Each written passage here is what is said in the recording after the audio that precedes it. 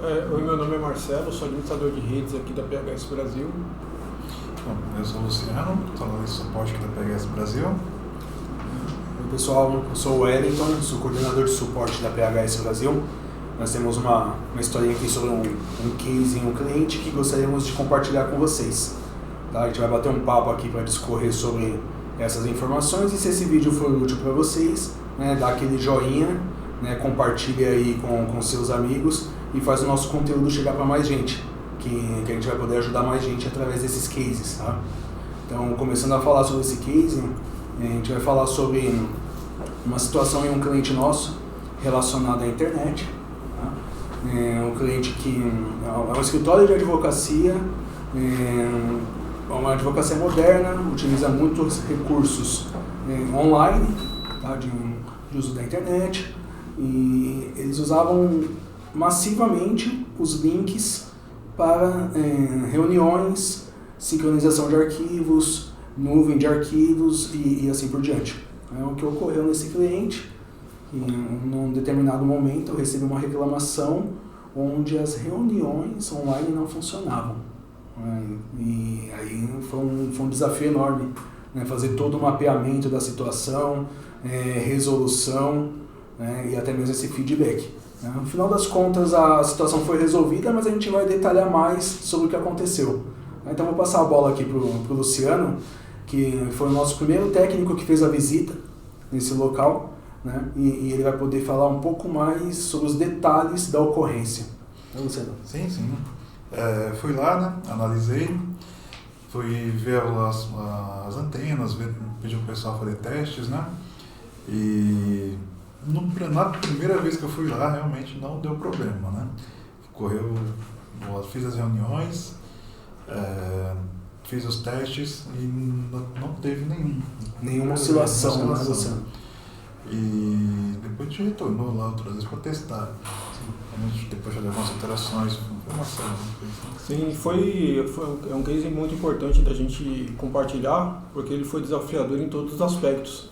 Para o cliente em si, ele somente suspeitava de internet. Então, conforme o El comentou, a queixa que chegou foi: minhas reuniões estão travando, aqui na minha videoconferência fica congelando a imagem. E o próprio cliente já meio que induziu uma possível solução de vou fazer o upgrade do link. Não me recordo se foi feito no primeiro momento o upgrade, mas a gente fazendo a análise viu que não era só questão de internet que precisava sofrer o upgrade. Tinha algumas questões que precisavam ser feitas, as validações técnicas antes de chegar na internet em si.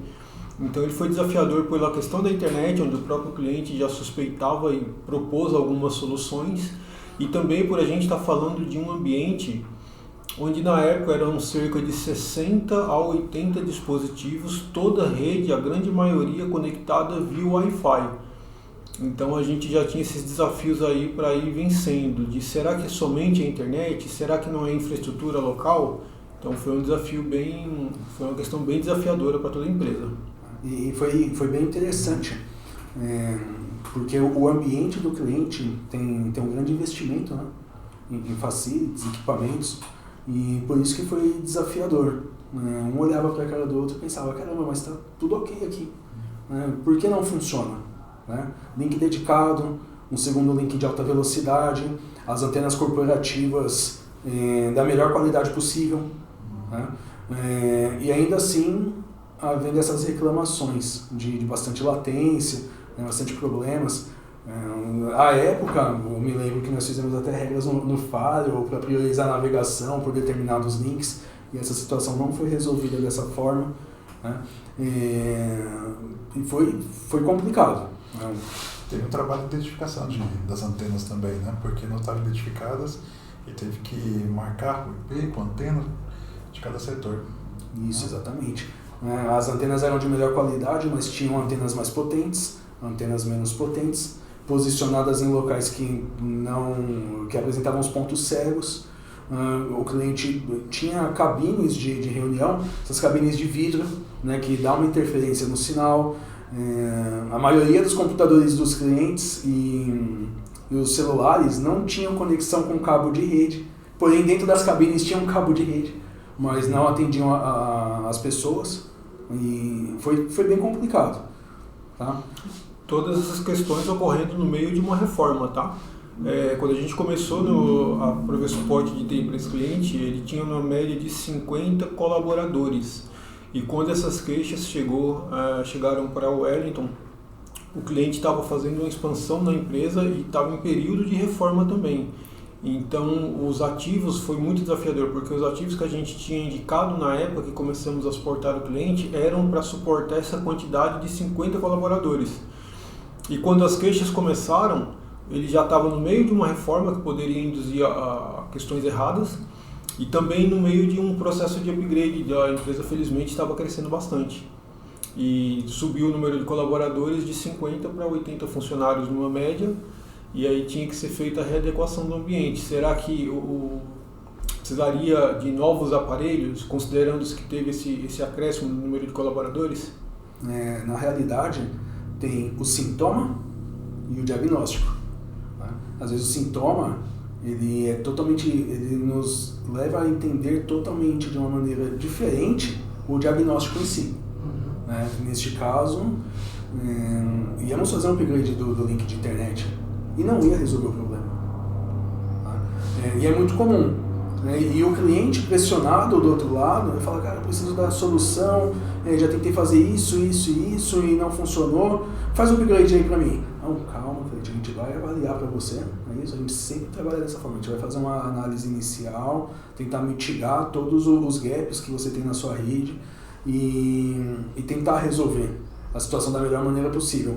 Aí entra a análise técnica. Se esse cliente for o nosso cliente, ele reclamar de que está ruim o sinal em determinada sala, nós geralmente agendamos uma visita onde fazemos um teste. Onde que está ruim o sinal? Na sala do comercial. Então, temos ferramentas que, uma vez que estivermos nessa sala onde o pessoal se queixa, a gente consegue mensurar qual que é o alcance do sinal. Se de repente nessa sala o alcance tiver ruim, aí a gente sugere, para resolver o problema, a aquisição de uma nova antena para expandir o sinal para esse determinado ponto. O planejamento, todo planejamento de TI, nesse caso, ele tem que ser feito alinhado com as metas da empresa. Tá? Aonde eu quero chegar? Se você não faz o planejamento de médio e longo prazo, você vai pagar incêndio.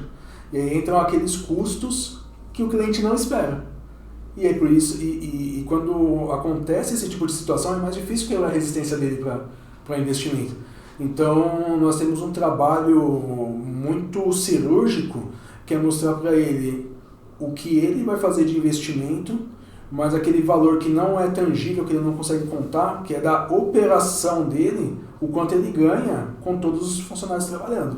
Porque a nossa meta como TI é manter o colaborador trabalhando adequadamente com os equipamentos de TI.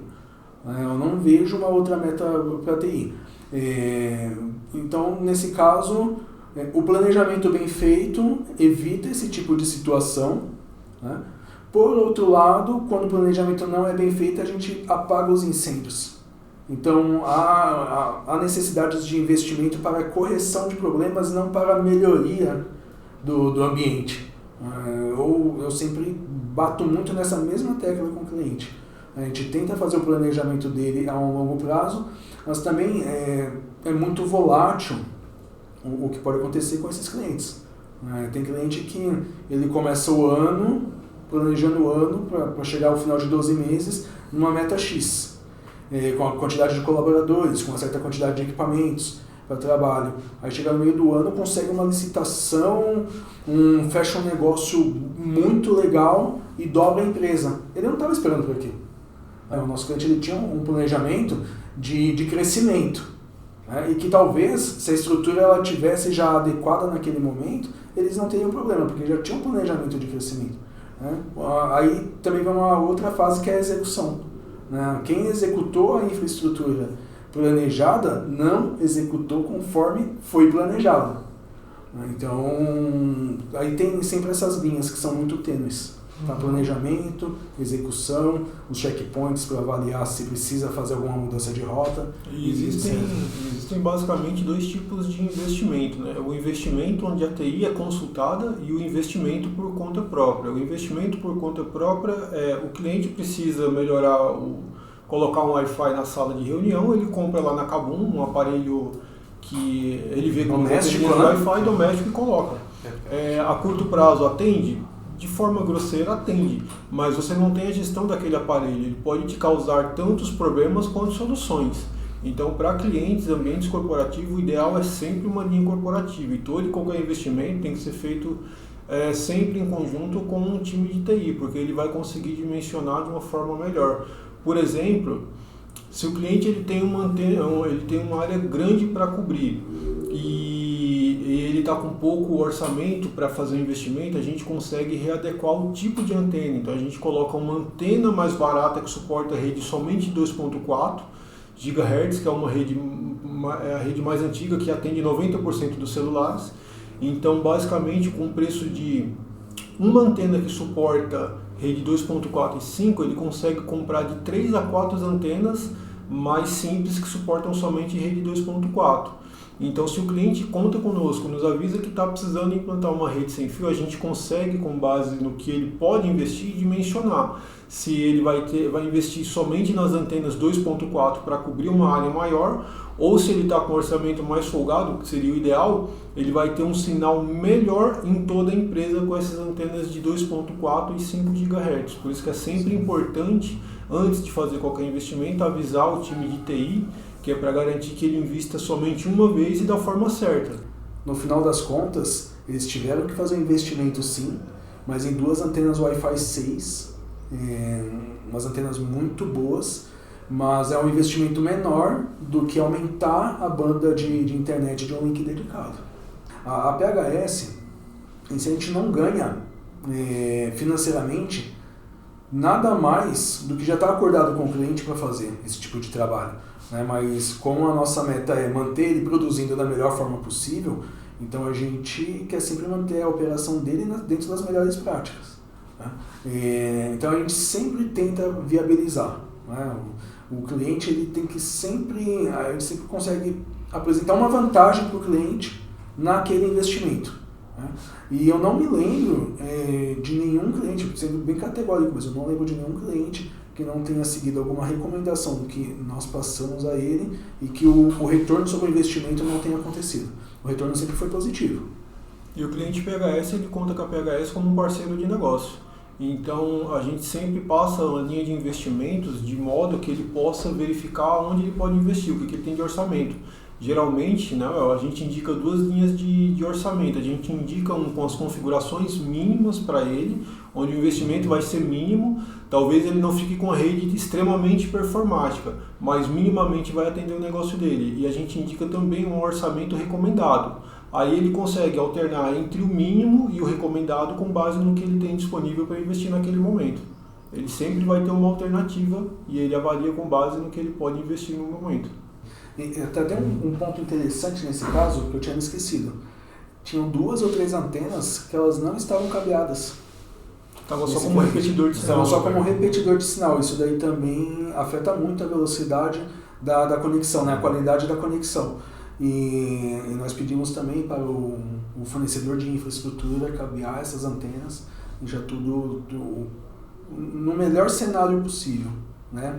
Aparentemente, o cenário estava bom, mas quando a gente avaliou com um pouco mais de profundidade, viu que o cenário não estava tão bom assim. As questões de internet, logo que o cliente se queixou que era internet, nós suspeitávamos que não seria somente internet, porque a gente faz o monitoramento da disponibilidade do link. Então, sabendo que o link em si não caía, a gente partiu para a análise da estrutura de rede, e onde conversamos com a equipe de Firewall. E o primeiro ajuste técnico que o time de Firewall sugeriu foi, ao invés de usar os links em modo de failover, que é onde fica um link parado e o outro somente assume quando o principal cai, mantém os 2 links funcionando, até mesmo pela quantidade de colaboradores que precisam de acesso simultâneo. Então a gente partiu para uma série de ajustes no Firewall que foram mitigando o problema, mas ainda haviam as queixas relacionadas à questão do congelamento das imagens na videoconferência. Isso daí ocorria simultaneamente a questão da reforma.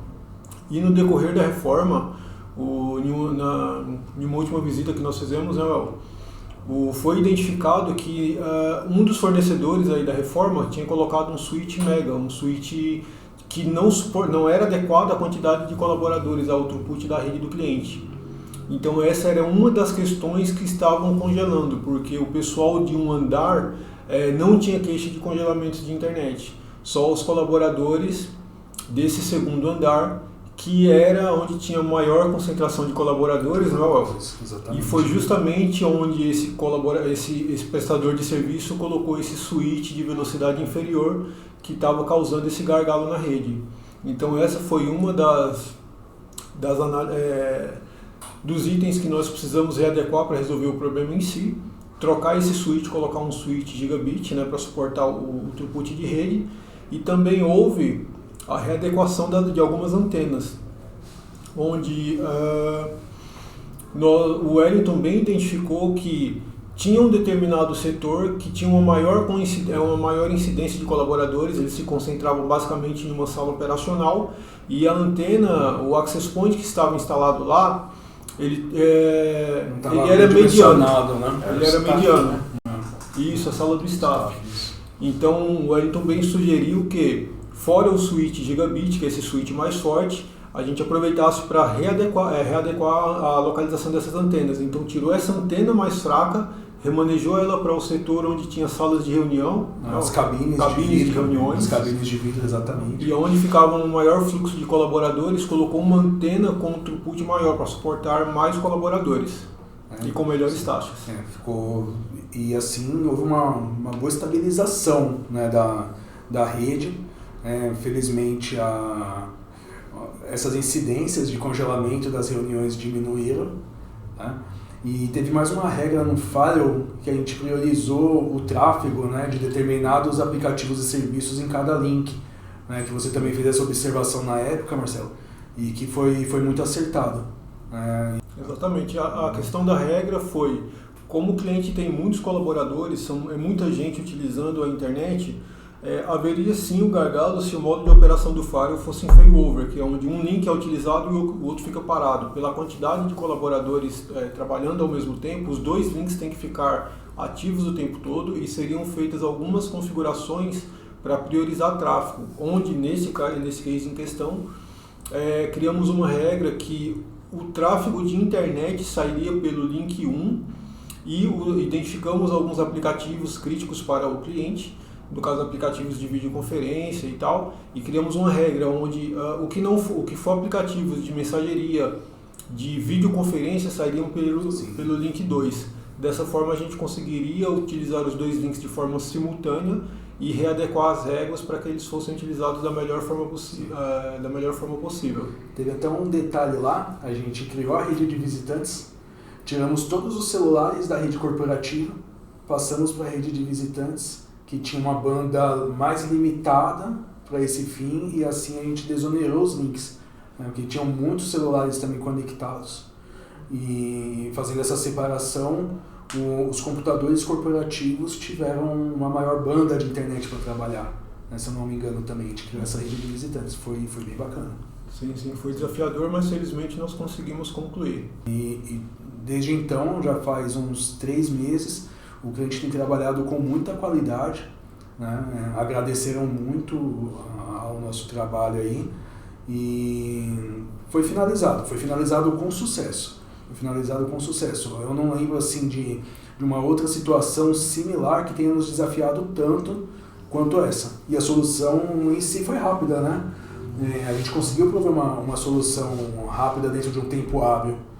Fizemos um projeto com um avião lá no ar. No ar, e a gente fazendo essas adequações. Pessoal, se o conteúdo foi útil, a gente pede para que vocês curtam, compartilhem, se inscrevam no canal e ativem as notificações. E contem com a PHS para apoiar vocês em todas as etapas do negócio. Fica à disposição.